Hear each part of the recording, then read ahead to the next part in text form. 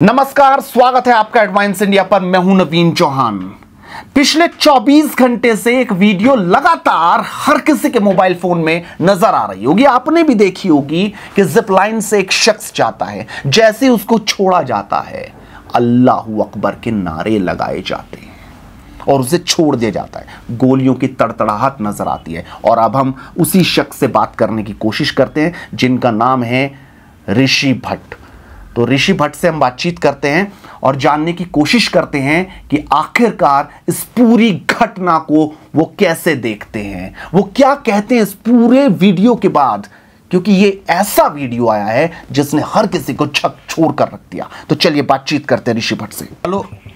Hello ऋषि जी, नमस्कार। नवीन चौहान बात कर रहा हूँ हेडलाइंस इंडिया से। अभी आपसे बात हुई थी।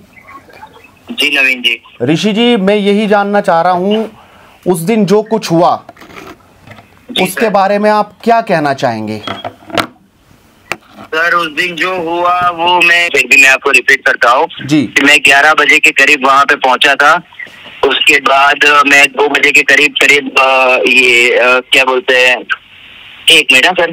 जी जी जी। 1 बजे के करीब मैं 2 बजे के करीब मैं इसमें गया था रोप ग्लाइडिंग के अंदर। अच्छा।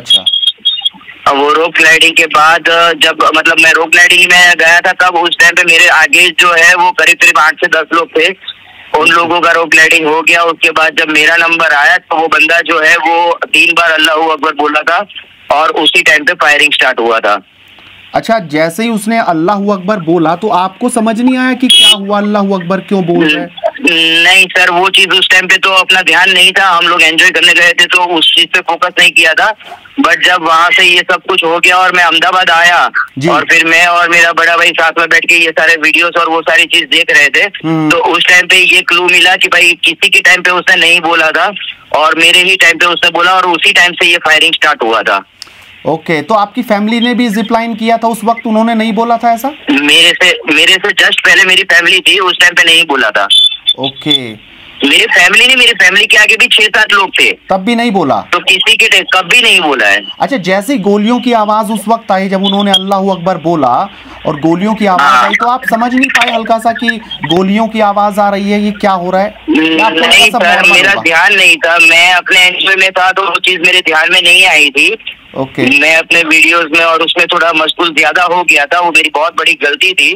पर उस टाइम पे ध्यान में नहीं आया था। मैं एक्चुअली रोप ग्लाइड स्टार्ट कर दिया, उसके 15-20 सेकंड के बाद मुझे ध्यान में आया कि कुछ गलत हो रहा है।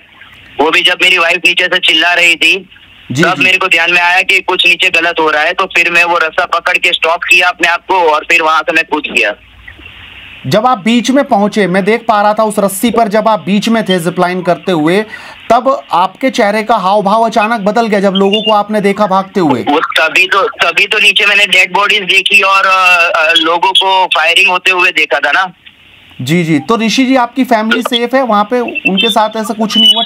ठीक है वो? नहीं, उनके साथ कुछ नहीं हुआ। इनफैक्ट मेरी वाइफ और 2 कपल थे जो वहाँ पे उनके साथ खड़े हुए थे जी। वो लोगों को अपना गरम पूछ के उन लोगों को 2 लोगों को गोली मार दी थी मेरी वाइफ के सामने ही। मतलब आपने ये अपनी आंखों से देखा है? मैंने नहीं, ये गोली मारते हुए मेरी वाइफ ने देखा है। वाइफ ने देखा, उन्होंने बाद में बताया। मैं तो ऊपर था उस टाइम पे। क्या ऋषि जी अभी डर महसूस हो रहा है इस पूरी घटना को देखने के बाद, और अब आप अहमदाबाद में पहुंचे? सर, उस टाइम पे डर महसूस बिल्कुल हो रहा था। पर जब मैं अहमदाबाद आ गया और अब जो थोड़ी बहुत जो एक्शन चालू हुई है सरकार की तरफ से, आर्मी की तरफ से जी, तो अब लग रहा है कि ना कुछ तो होगा। रिवेंज बिल्कुल लिया जाएगा। रिवेंज लिया जाएगा और लेना भी चाहिए। तो बिल्कुल लेना चाहिए सर। कभी आप दोबारा कश्मीर आएंगे? लगता है आपको कि? बिल्कुल जाऊंगा सर, बिल्कुल जाऊंगा। फिर से आप आएंगे कश्मीर? बिल्कुल जाऊंगा सर, क्योंकि ये आतंकवाद, मैं ऐसा मानता हूँ कि आतंकवादी हमला नहीं था। ये जो था ये एक दहशत फैलाने वाला हमला था। क्योंकि आतंकवादी को अगर आतंकी करना होता तो वो अंधाधुंध फायरिंग करता जी।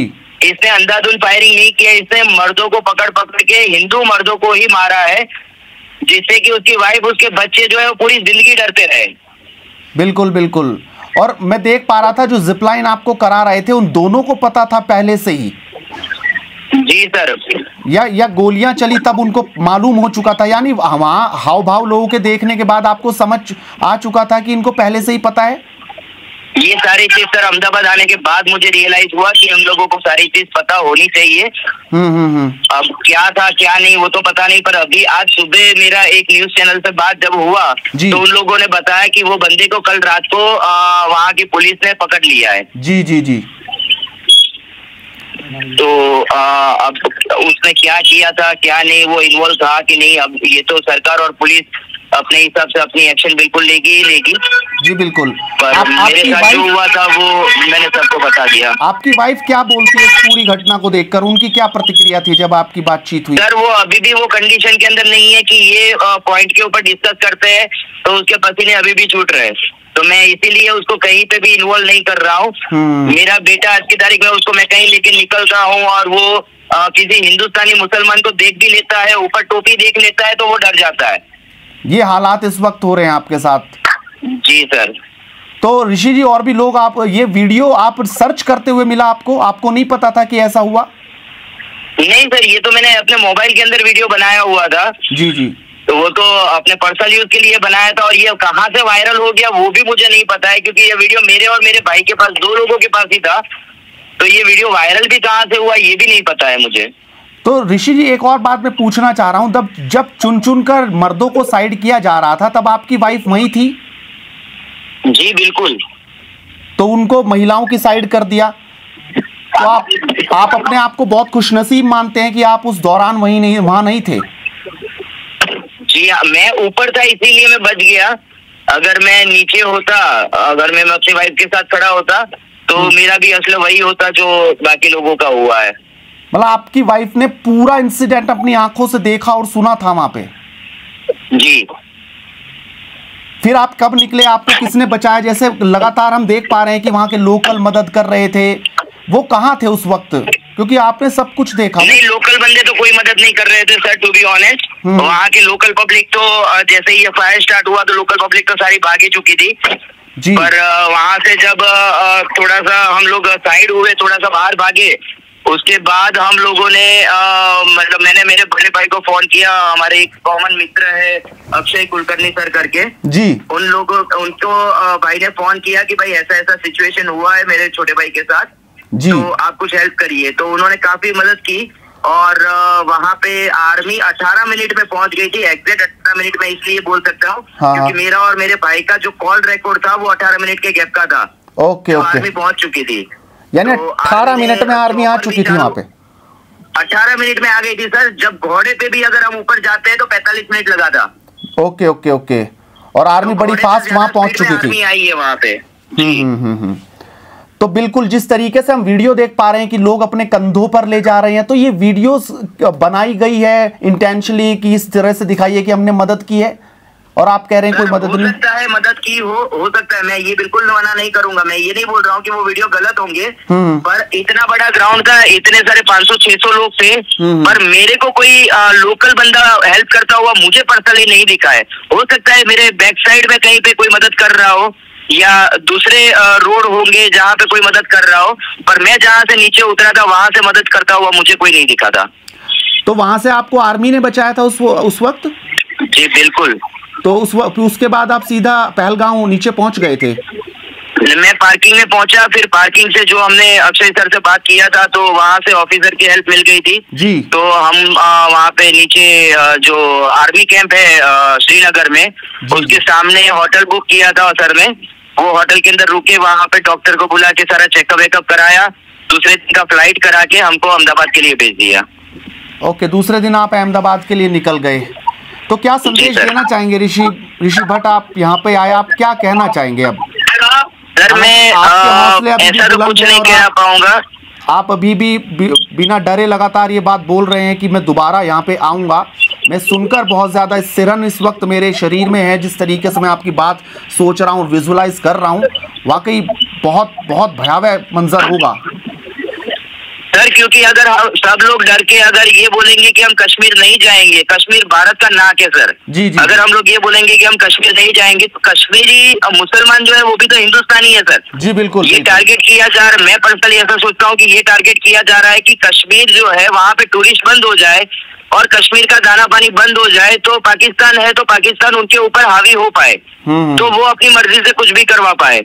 अगर हम डर के अगर कश्मीर जाना बंद कर देंगे तो वहाँ के लोगों को खाना कहाँ से मिलेगा? बिल्कुल बिल्कुल। तो बिल्कुल डरना नहीं चाहिए।